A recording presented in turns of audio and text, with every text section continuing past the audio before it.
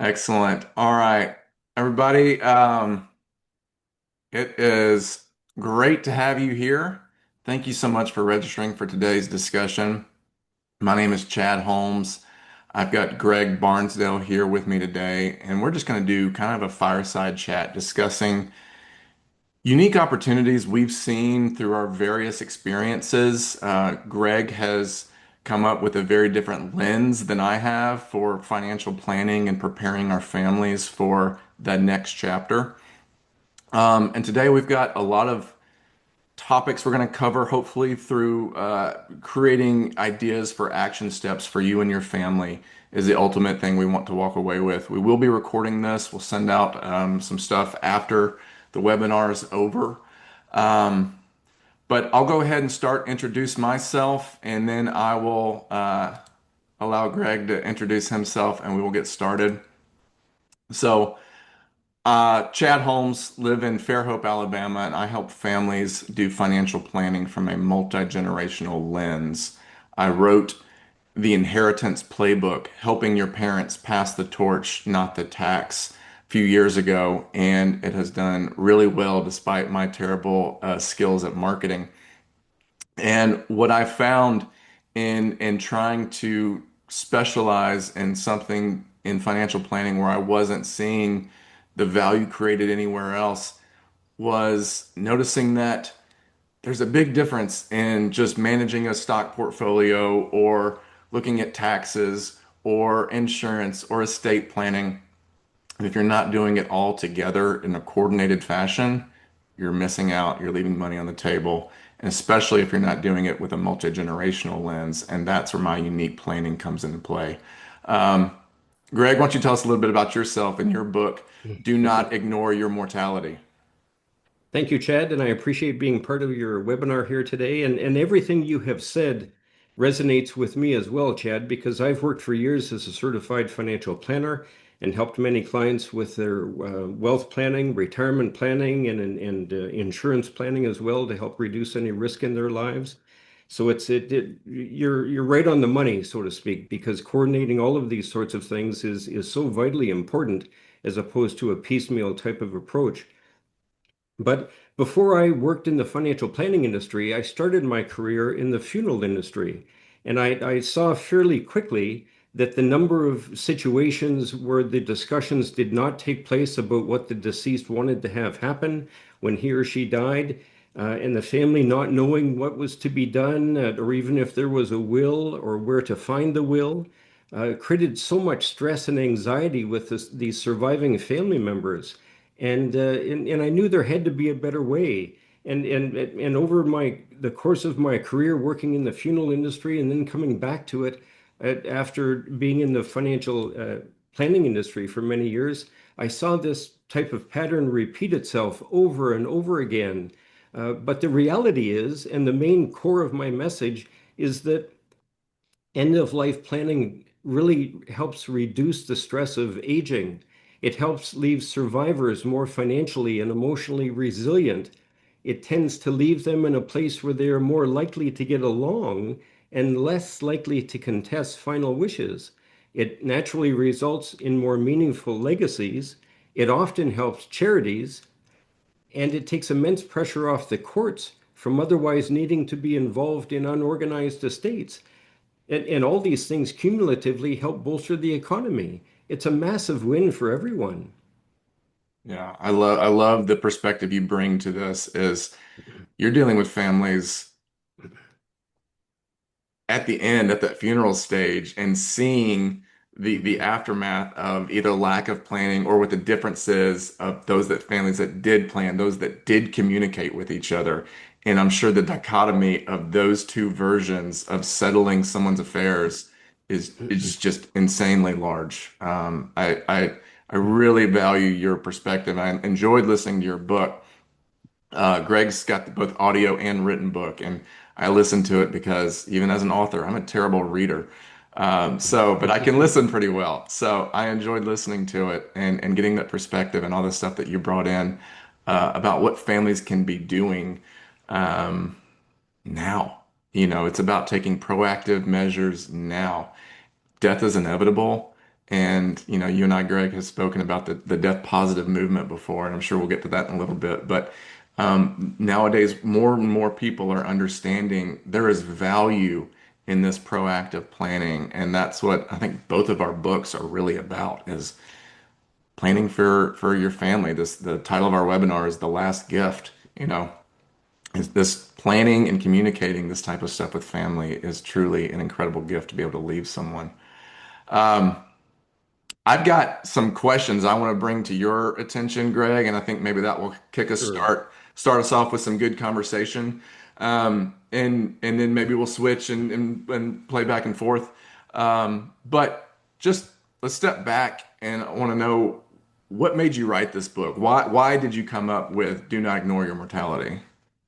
Well, Chad, it was really frustration because as I had alluded to a short time ago, I saw so many situations in both the funeral industry and the financial planning industry where people just didn't want to talk about these things. They didn't want to their minds were not necessarily open to the idea that they might be becoming incapacitated. They may not be able to make decisions for themselves. But we all know that we're going to die, and we're better off just to plan for these things and have a will and a medical directive and all those sorts of things and talk to our family about what we want to have happen, importantly as well. But I just found, Chad, that many people just didn't want to go there. Some were more interested in talking about their investments and how they were doing as opposed to really anything else. And it was really frustration. Yeah. What percentage of the population would you say really has uh, their affairs in order?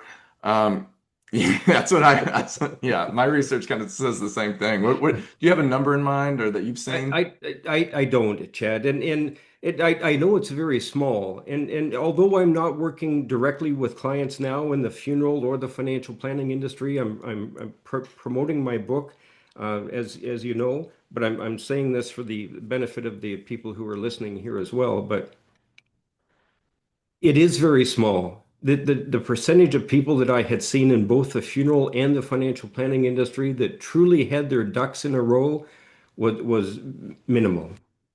Yeah, and I'd add to that, having a will does not mean your affairs are in order. That means that there's a legal list of things to do when you pass. But imagine finding a will and saying, "All right, everything goes to you." Okay, well, what is everything? Where is everything? How do I find everything? If this wasn't communicated to me, I don't know where to start. It's just probably a very, very small fraction of families are truly have all these ducks in a row. Why do you think that is, though? I have my own theories, but why do you think so many people just either refuse or delay trying to get organized with this stuff? Well, I truly do think, Chad, it's one of the easiest things to put off. We all know that we should be exercising more, we should be eating better, we should be doing this, we should be doing that, but life is busy. We get caught up in many of the things that we're just trying to get through the day and being bombarded with emails and everything else and everything that we have on our plate. Yeah, But I think the additional aspects that relate to our ultimate death, it is the fact that facing that is scary, and that's something I went through. Two months after I published the book, Chad, as you know, I was diagnosed with a large brain tumor myself. On the shelf here behind me, you can see the cranial radiation mask I have up here as a reminder and a conversation piece that we don't know what's ahead of us. None of us do. yeah, I'm sure that was powerful after working on this book and then getting a diagnosis like that, and a successful surgery, as I understand, right?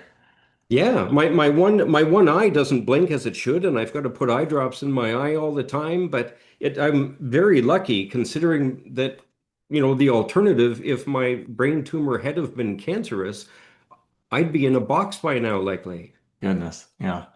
Um, Throughout your research and writing, and I know you've done a lot of speaking around this. What would you say is the most compelling topic or thing or action you've discovered throughout all this? It relates to the very first chapter of my book. And by the way, all the strategies, Chad, and again, I'm saying this for the benefit of the attendees here today, everything that I put into my very short book to inspire people, Canadians and Americans, and people from many other countries too. It's a very general message to get people to understand better what the results will be if they don't do any planning. From someone like myself who has experienced it both from the funeral and the financial planning industry, written in very general terms to make it as very easy to absorb. And I've even added some humor. I did that as my coach had recommended, and he was a dragon for 3 seasons. I think we had spoke about this. It relates to dragons, Shark Tank. Yes, that's right. Yeah, my book as well. I found it, talking about death and planning for your aging parents to pass on. And these are very heavy topics. And in my opinion, if you're not putting humor, and my book's heavy on humor and sarcasm, if those aren't in there, it can get a little dark. Yeah. That's harder to read. And so I did humor and storytelling throughout mine. Um, yeah, you mentioned the brain tumor came out, and you said it was 2 months after publishing? Yes. Wow. And I'm sure you had to think about yourself during that time of, okay, get my ducks in a row. But then did you find that that experience allowed you to speak, I guess even from a more powerful stance of we cannot ignore our mortality because we do not know when our time is up. And how did that affect your ability to share the message that you're trying to get out there? Well, it was a huge help, Yeah. actually. My very first video that I posted online, and I felt I should be transparent considering what I had just published about my career, and I did just that. And the very first video, I don't recall if I had mentioned this to you or not, Chad, but the first video went viral, and it's now been viewed over 1.7 million times. But it has added to my message. And the other very ironic thing that happened to me shortly after my brain surgery was actually on that very day of my brain surgery, because I had bought good quality health insurance years earlier, the health insurance company paid me $90,000 Canadian on that very day because years earlier I had ticked off the box on my health insurance policy that I wanted to include a rider for non-cancerous brain tumors. Who Wow. would have known? Yeah. Yeah. That's wonderful. Proper coverage is, I'm not in insurance sales by any means, but I do believe in the power of understanding what risks are on the table and finding the proper tool to cover those risks. Sometimes it's you're self-insured, sometimes it's a policy, but there's a lot of ways that to analyze what makes the most sense for everybody's family when we're considering things like that. Especially if you're, the breadwinner in the family, that can be detrimental. Yes. Something like that, or untimely death. Um, and with this all our talk now, and you and I aren't the only ones talking about this. This is becoming a more popular topic. That's the death positive movement. What's been your Yes. experience in understanding our cultural shift towards being more open to discussing? Because historically, really, it's been kind of taboo. We don't talk about money. We don't talk about Hmm. death. Like these, let's ignore these things. And I'm trying to like pry that open with families. Like, no, if we don't talk about it, it is we are inefficiently losing it to unnecessary taxes and the government, and we don't want that. So, what's been your experience with this more positive movement? Well, I agree with you, Chad, 100%. Planning pays off, and being proactive and knowing what the rules are within our jurisdiction and reducing the amount of fees that we're paying, to invest in all those sorts of things are massively important. But one of the most important things that I find from my viewpoint in regards to promoting estate planning or post-retirement planning, as I call it, is to inspire people I to like that. speak with their family about what they want to have happen and get the conversations going because it all starts with good communication up front. Post-retirement planning. I really like that. One phrase I use with families is when you complete retirement is kind of one thing we're planning for. Um, but yeah.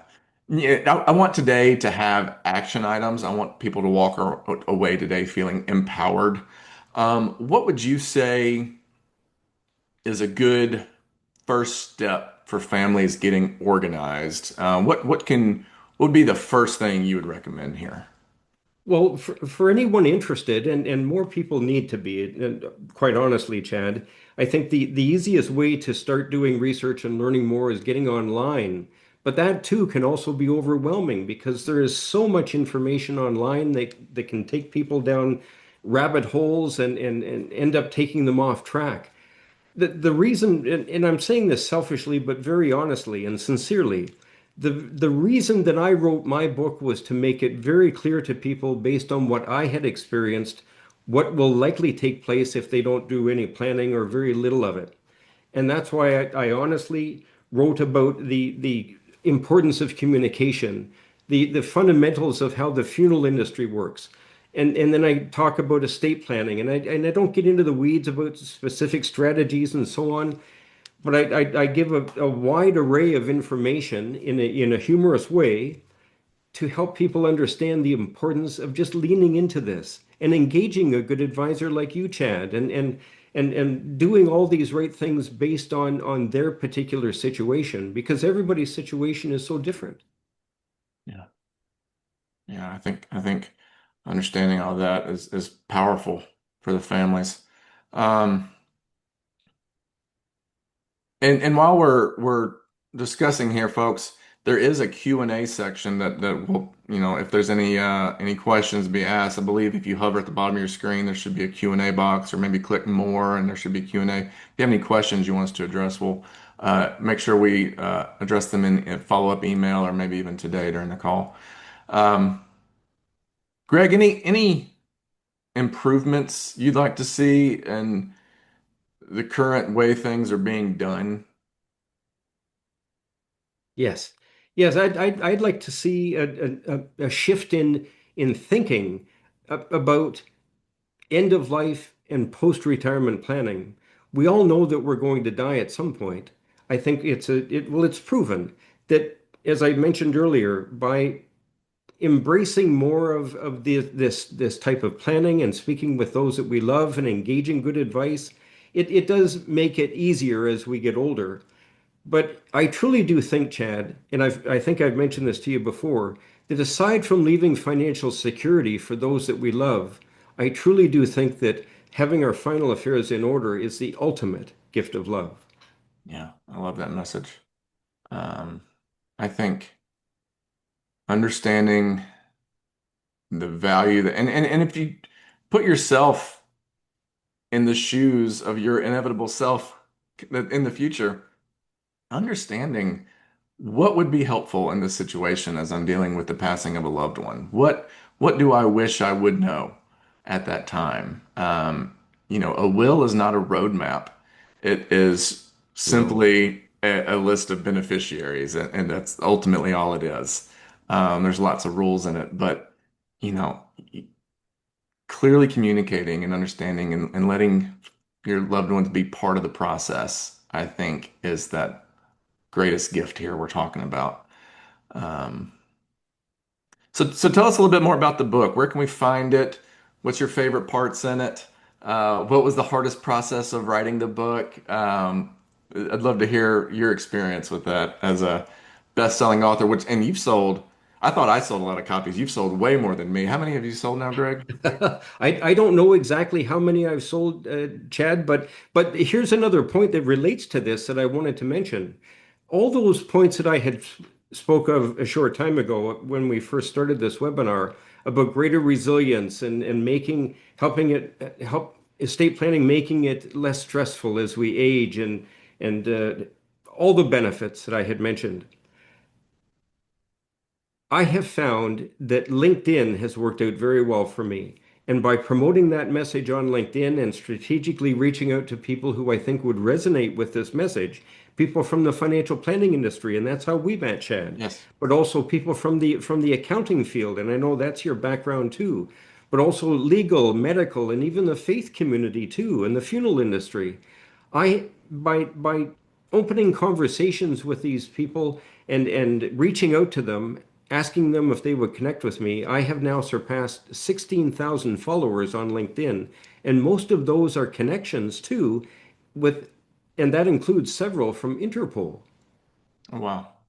Yeah, and hopefully that's getting the message out there to other people who are not just taking it in for themselves, but are helping their families that they're serving, and you can have an exponential effect on getting this empowering, death positive movement message out there.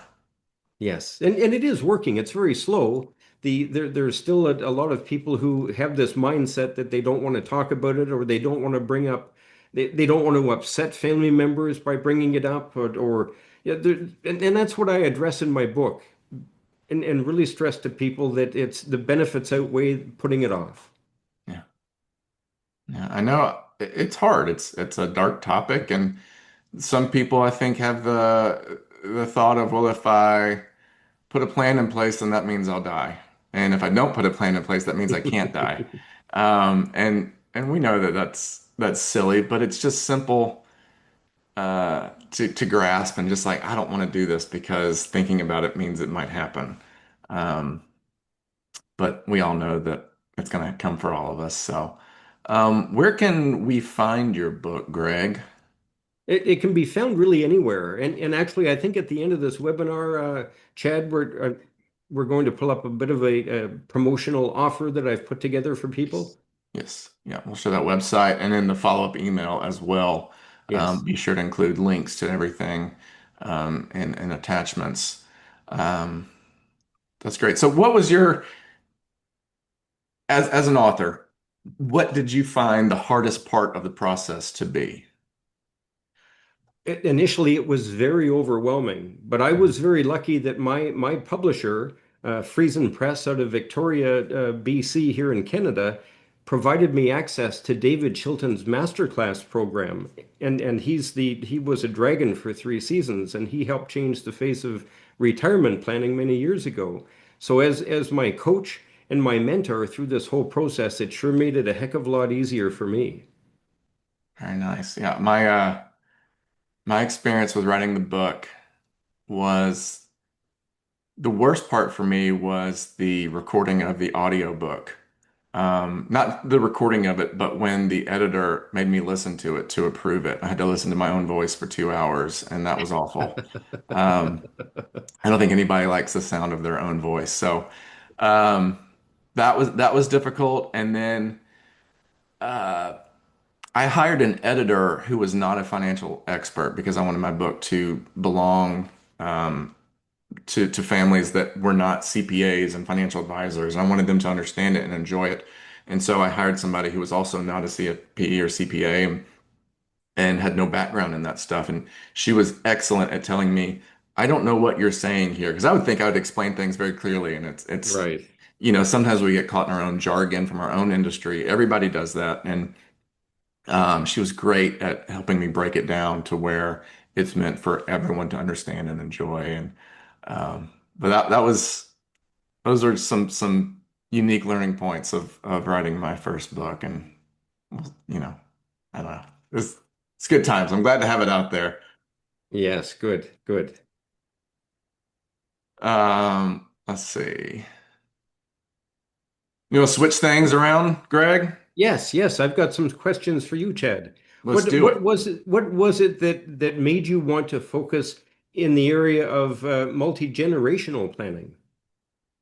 I really came upon this, stumbling into it, really, of wanting to specialize my practice. I didn't know exactly where I wanted to specialize or how or with whom.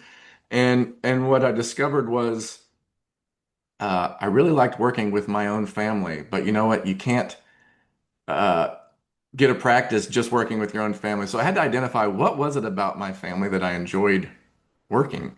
And And I realized it was the fact that I was blessed to have both my grandparents and my parents want to sign up to be clients of mine. And the unique problems we were solving was financial planning from a two-generational lens. And normally, with financial advisors, we want to, minimize taxes and all of that and maximize investment accounts. And that's great. But I'd be working on something for my grandparents and realizing that, okay, well, if we have them minimize their taxes, that means my parents are going to inherit something on which they're paying more taxes, such as an IRA. Let's take an IRA, for example. My grandparents have an IRA and they're in, all they have is Social Security income and the required minimum distributions from the IRA. Lower tax rate. If my parents inherit it while they're still working, they are paying ordinary income tax on that inheritance at their higher bracket because they're still working. Well, doesn't make sense to make my grandparents pay more in taxes if you just are serving that generation. But if you Mm. look at serving the bloodline, it's like, well, it does make sense to do advanced IRA distributions. Let's have them pay tax at their rate so that my parents inherit an after-tax asset. Um, and in doing so, we are minimizing taxes for the bloodline. Selfishly, I am part of that, but that's kind of not part of what sent me in that direction. It was more about seeing these two generations and how they interact and how optimizing wealth for one generation may be doing a disservice for the next. And I realized because that wasn't the only situation. What another thing I discovered was, all right, well, risk tolerance. When we're younger and we're investing, okay, let's be pretty risky. We've got time for markets to go up and down Mm. and come back. But you know what? That's okay. We're not touching that money yet. And so we're pretty risky when we're younger. Typically, as we get older and closer to retirement, we want to take some risk off the table. As we get into our 70s and 80s, a lot of people naturally become risk averse. Some will even take all risk off the table and just go into a money market situation or all bonds. Um, and there's nothing necessarily wrong with that. But we started thinking, okay, that oldest generation is risk averse. They've got plenty of money for themselves. This money is truly intended for next generation that has a 30-year time horizon for this money. Why aren't we matching the risk tolerance of next generation for the money that's intended for next generation? Now Hmm. let's assume a certain amount and be conservative with it of what the oldest generation needs, and perhaps that can be match the risk tolerance level there. But the rest of the money needs to be invested at what makes sense for the ultimate beneficiary. And so changing the way we're planning by stepping back and looking at it from a two-generational lens really opens up a lot of opportunities. And I realized nobody else is doing this. I realized that if you're not working with the same financial advisor as either your parents or your children, you're leaving money on the table. It is Yeah. inefficient. We're not coordinated together. And yes, it can get messy when there's siblings or black sheep in the family, and that all needs to be considered. It's not just, hey, let's all work together and pretend we're a happy, unified family, because that's not always the case. But when it can make sense, it can be tremendously valuable to work together and coordinate and think through things from that extra lens of stepping back further and seeing who's the ultimate benefactor here. Yeah, absolutely. Planning pays off. Yeah. And what is one of the more interesting takeaways from your book that you would like people to hear?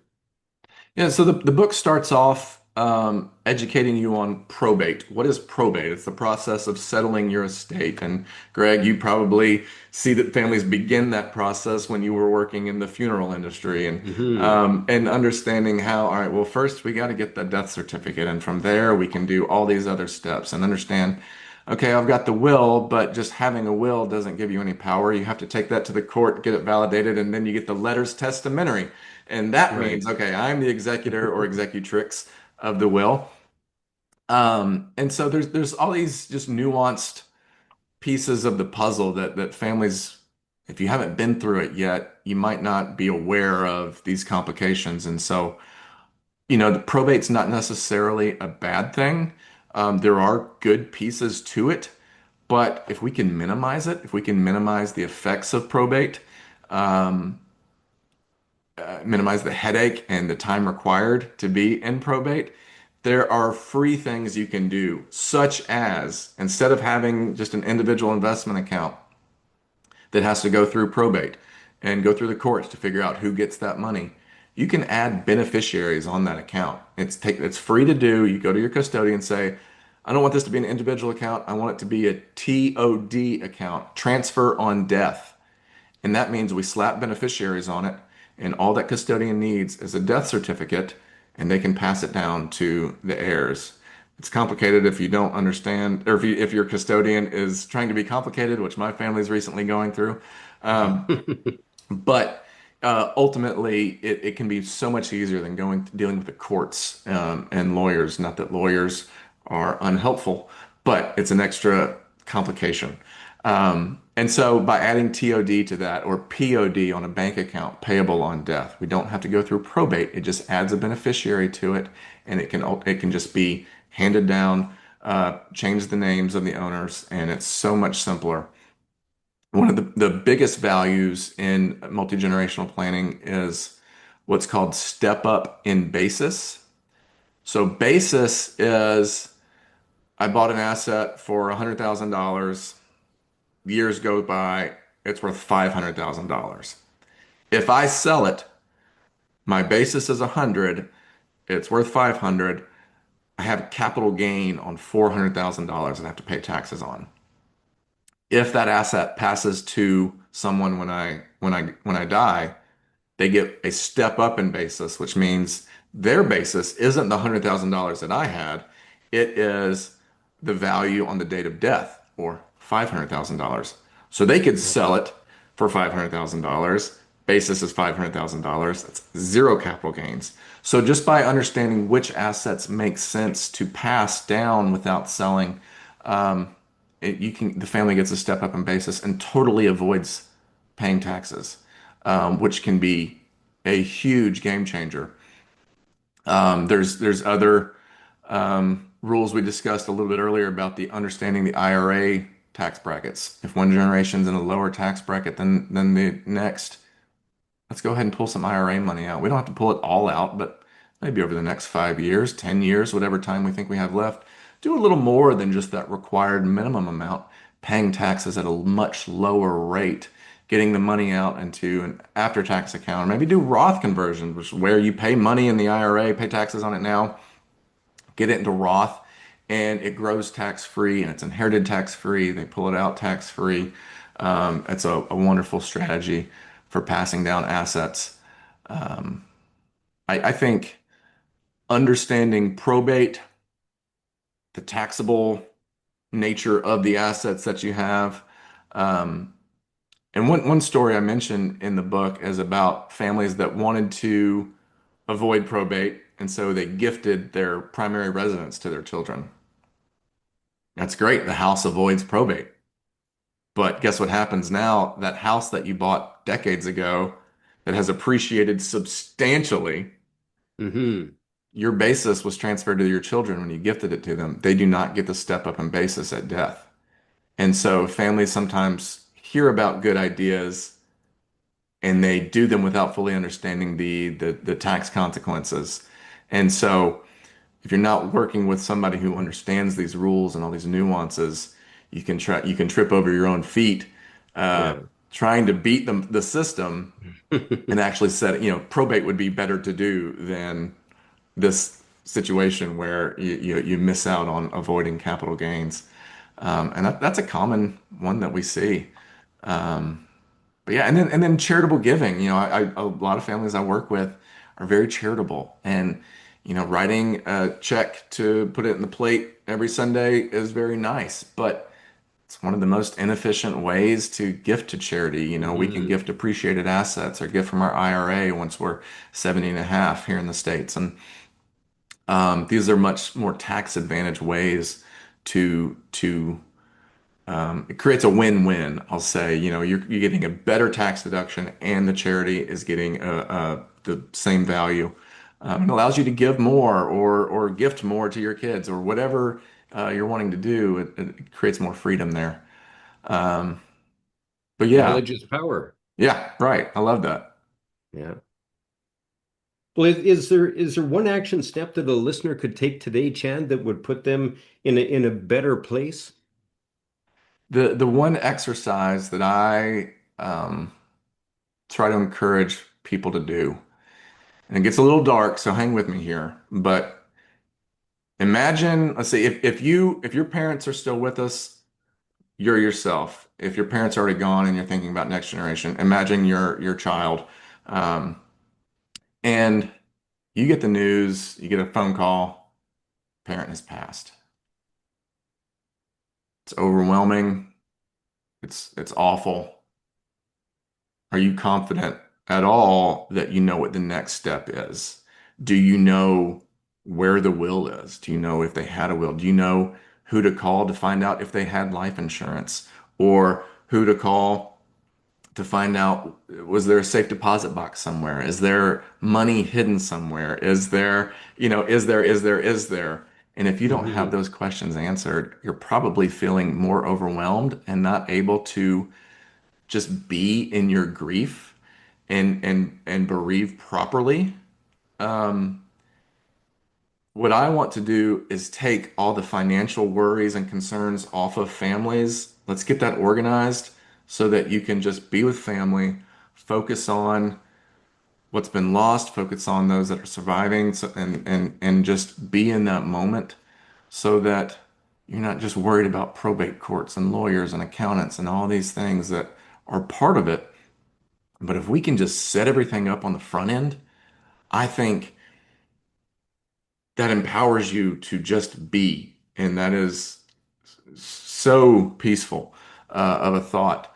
Um, and so I think that's if that's the one action is think about how not doing that versus taking that and then realizing, okay, there's a lot of actions I actually need to take. So hopefully that is Yeah. inspiring and not daunting.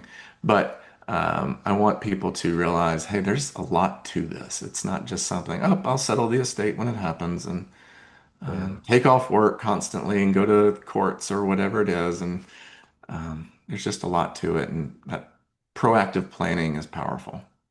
Yeah, that's right. And a lot of people, I'm sure you know this, Chad, but maybe some of your listeners don't. But survey after survey from what we're seeing in our industry here in Canada, and I'm sure it's the same in your country, but most people who act as an executor settling an estate admit afterwards that they would never really want to do it again. I believe it. Yeah. Well, let's get on to some great takeaways we've got available here. I'm sharing a slide. This is Greg's Living Legacy program. And Greg, I'll let you talk about this some. Sure, sure. Well, this package that I've put together will help anyone better understand many of the estate and end of life issues. And as I said earlier, that's the whole reason why I published this book 3 years ago. And actually, I'll guarantee that if someone is not satisfied with this, I will fully refund their money within 30 days. But it includes the Living Legacy scorecard that I have put together after my years of experience in both these industries. And it's a short questionnaire that quickly determines preparedness for end of life issues. And many find, after going through this relatively short scorecard questionnaire, that they have some homework to do. Because, as we said, Chad, many people are not as prepared as they should be. The 101 curated engagement questions relates directly to my book and is a perfect resource for more meaningful conversations to get these conversations going in a much more practical way to actually get results instead of putting things off and kicking the can down the road, so to speak. The book is the ideal supplement that inspires engagement and gets results. And for a one-time fee of $129 Canadian or $91 US, any purchaser has unlimited access to the ebook and these resources for as long as they want, or to be able to share them with whoever they wish. The QR code, or actually you've got the link here on the bottom, will take you directly to the place where you can, the landing page where you can place your order. And for anyone wanting to speak with me one-on-one after today's webinar at any point, you're welcome to email me and I will consult with you. I charge a small fee of that same $91 US for an hour. And I do find that most people in that regard want to speak with me primarily about funeral and end of life related questions. Anything related to financial or accounting, I would refer you back to Chad. But you could reach me directly at my email, which is greg at donotignoreyourmortality.com. Yeah, thanks for that shout out. I do have the QR code here for anybody wanting to scan. And of course, we'll send these links out as well after today. Um, I hope this was helpful to everybody signing in today.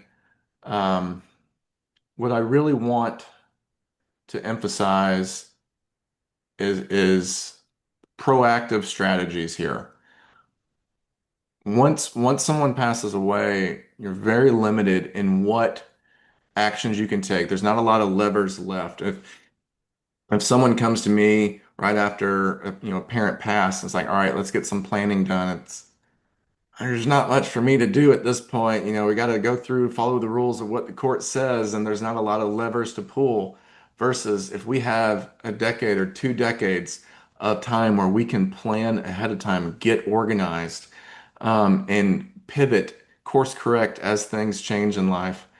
There's just so much value to be had in that multi-generational planning, working with one advisor that handles both generations, and can see it from both a tax and investment and estate and insurance, retirement, cash flow, all of that lens. Somebody's able to do that for you without just the cop out of you need to ask your CPA or you need to ask your advisor. Somebody can do that all together for you in the same house. That's what I like to do with families. Um, so here's our QR codes. If you want to book a second opinion call with me, happy to do that. Just no pressure. I'm the worst salesman in the world because it's got that accounting background and I just don't do sales. So let's just talk. Let me see if I can help you and your family.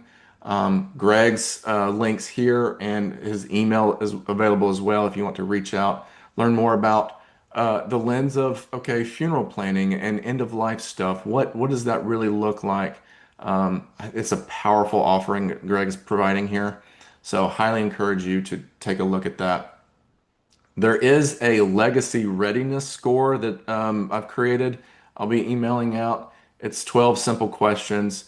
If you answer no to 3 or 4 of them, probably makes sense to have a second opinion. But if you're answering yes to all of them, that means you're a rock star. Good for you. You need to be teaching this class. Um, but I think everybody can benefit from having somebody like Greg or myself take a look at your family situation, lining up, giving some action items, and empowering you to just focus on your family and not worry about all this stuff in the background. We are right up on time right now. Greg, any final thoughts? Your comments are right on the money, Chad. Excellent. Well, I'm glad we're in agreement. Let's see, what we got?